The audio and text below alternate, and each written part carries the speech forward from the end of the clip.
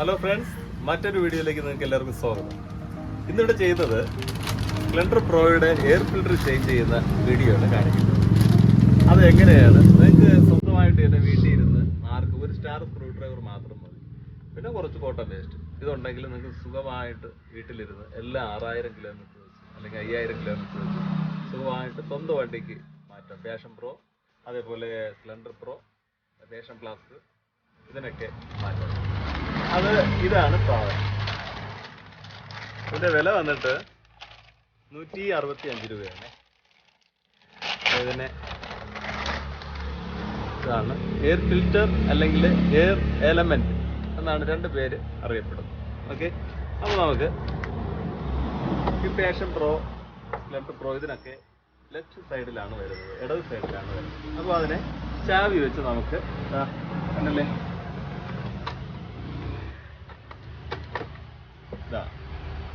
Okay. പിന്നെ ഇതിനകത്താണ് സാധനം വരുന്നത്, എയർ ഫിൽറ്റർ വരുന്നത് ഇതിനകത്ത്. അപ്പോൾ ഇതിൽ ഒരു 5 സ്ക്രൂ ഉണ്ട്. അപ്പോൾ 5 സ്ക്രൂ നമുക്ക് സ്റ്റാർ വെച്ച് ഇളക്കി നോക്കാം.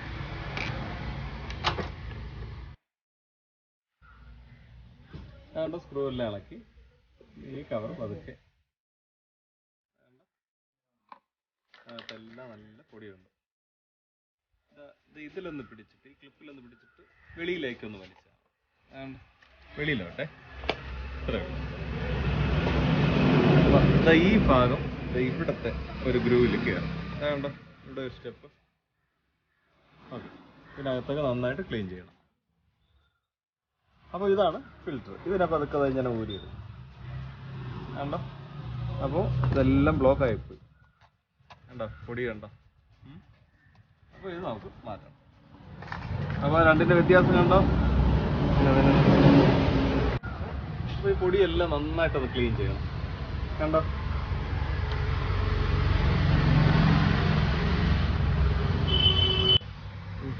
അപ്പോൾ നന്നായിട്ട് ബോക്സ് എല്ലാം ക്ലീൻ ചെയ്ത് ഇനി ഇതിനെ കണ്ടോ. പിന്നെ ഈ ഭാഗം ഈ ക്ലാമ്പ് ഇതിനകത്ത്, ഈ പ്രൊജക്ഷൻ ഈ പൈപ്പിൻ്റെ അകത്ത് കണ്ടോ. അങ്ങനെ വെച്ചിട്ട് ഈ സ്റ്റാർ സ്ക്രൂ ഡ്രൈവറുണ്ട്. ഇതിനെ ഒന്ന് തെന്നിച്ച്, ചെറിയ ടാസ്ക്കാണ്, ഒന്ന് ശ്രദ്ധിച്ച് നമ്മളതിനെ ഇങ്ങനെ പിടിക്കുകയും വേണം, അകത്തോട്ടൊന്ന് തള്ളുകയും വേണം കണ്ടോ. അകത്തൊന്ന് കാണിക്കും, ഇവിടെ ലോക്കായി. ഓക്കെ, പിന്നെ ഈ കവർ, ഇതിൻ്റെ പുറത്തുള്ള കവറ് ഈ ഭാഗം ഇവിടെ വരും. അപ്പോൾ ആദ്യം നമുക്ക് ഇവിടെ വന്ന് ഇടണം.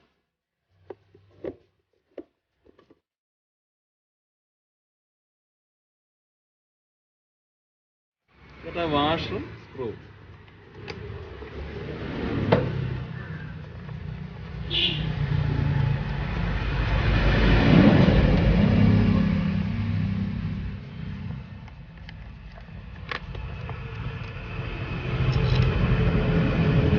തള്ളി പിടിച്ചുകൊണ്ട് തന്നെ ഒന്ന് ടൈറ്റ് ചെയ്യും.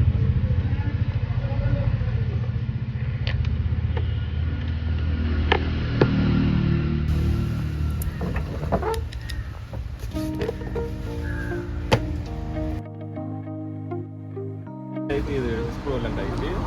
അതേപോലെ സൈഡ് കവർ ഇളക്കിയതുപോലെ തന്നെ സൂക്ഷിച്ച്.